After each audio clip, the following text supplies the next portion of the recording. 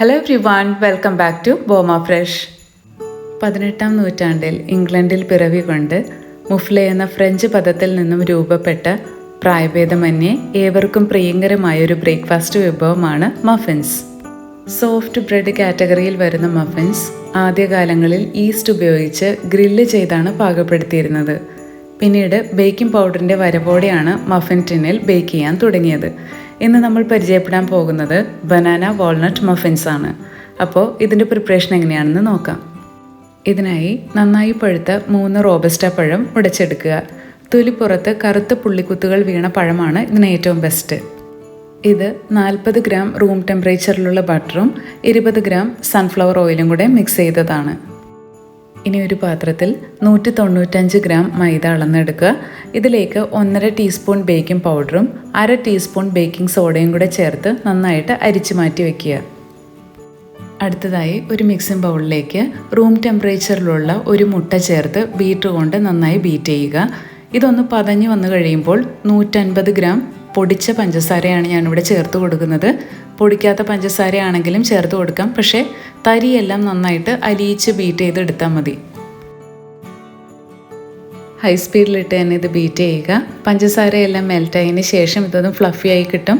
ആ സമയത്ത് നമുക്ക് പഴം ചേർത്ത് കൊടുക്കാവുന്നതാണ്. പഴമെല്ലാം ഇതിലേക്ക് യോജിച്ച് കിട്ടിക്കഴിഞ്ഞാൽ ഇതിലേക്ക് 1/4 ടീസ്പൂൺ ഉപ്പ് കൂടെ ചേർത്ത് ബീറ്റ് ചെയ്യുക. മൈദയൊക്കെ അരിച്ചെടുക്കുന്ന സമയത്തായാലും ഉപ്പ് ചേർത്താൽ മതി. ഇനി ഇതിലേക്ക് ചേർത്ത് കൊടുക്കേണ്ടത് ബട്ടറിൻ്റെയും ഓയിലിൻ്റെയും മിക്സാണ്. ഇത് ചേർത്ത ശേഷം ലോ സ്പീഡിലിട്ട് മാത്രം ബീറ്റ് ചെയ്യുക. ഓയിലെല്ലാം മിക്സായ ശേഷം ഇതിലേക്ക് ഇനി മൈദ ചേർക്കാം. മൈദയിലേക്ക് 15 വാൾനട്ട്സ് ചോപ്പ് ചെയ്തത് കൂടെ ഞാൻ ഇട്ട് കൊടുത്തിട്ടുണ്ട്. ഇത് മൈദയിൽ ഒന്ന് കോട്ട് ചെയ്ത ശേഷം മാത്രമേ ബാറ്ററിലേക്ക് ചേർത്ത് കൊടുക്കാവൂ.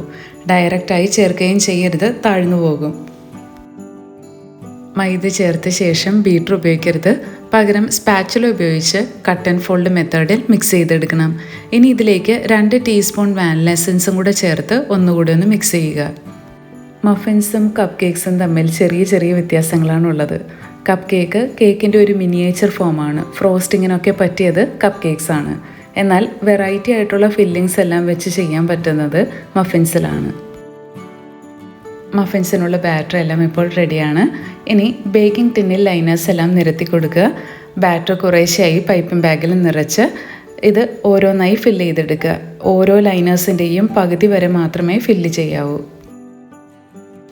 ബനാന വാൾനട്ട്സ് മഫിൻസ് ആയതുകൊണ്ട് തന്നെ 20ഓളം വാൾനട്ട്സ് ചോപ്പ് ചെയ്തെടുത്തിട്ടുണ്ട്. ഇത് മഫിൻസിൻ്റെ എല്ലാം ടോപ്പിലായി ഇട്ട് കൊടുക്കുക. അതുപോലെ തന്നെ കുറച്ച് ബ്രൗൺ ഷുഗറും ഇതിൻ്റെ മേലെ ഇട്ട് കൊടുക്കുക. ബാറ്ററിലേക്ക് നമ്മൾ വൈറ്റ് ഷുഗറിന് പകരം ബ്രൗൺ ഷുഗറാണ് ചേർക്കുന്നതെങ്കിൽ മഫിൻസിൻ്റെ ഉള്ളിലും നല്ല ബ്രൗണിഷ് കളറിൽ കിട്ടുന്നതാണ്. ഇതിനി 170 ഡിഗ്രിയിൽ 15 to 20 മിനിറ്റ്സ് വരെ ബേക്ക് ചെയ്തെടുക്കുക.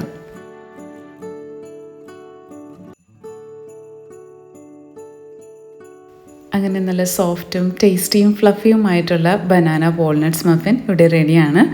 ഈ ഒരു മെഷർമെൻറ്റിൽ ഈ ഒരു സൈസിലുള്ള 15ഓളം മഫിൻസ് നമുക്ക് ചെയ്തെടുക്കാനായിട്ട് സാധിക്കുന്നതാണ് കേട്ടോ.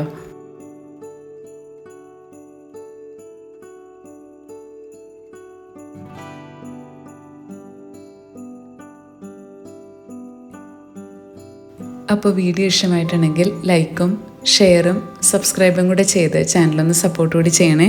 മറ്റൊരു വീഡിയോയിൽ വീണ്ടും കാണാം. Bye bye.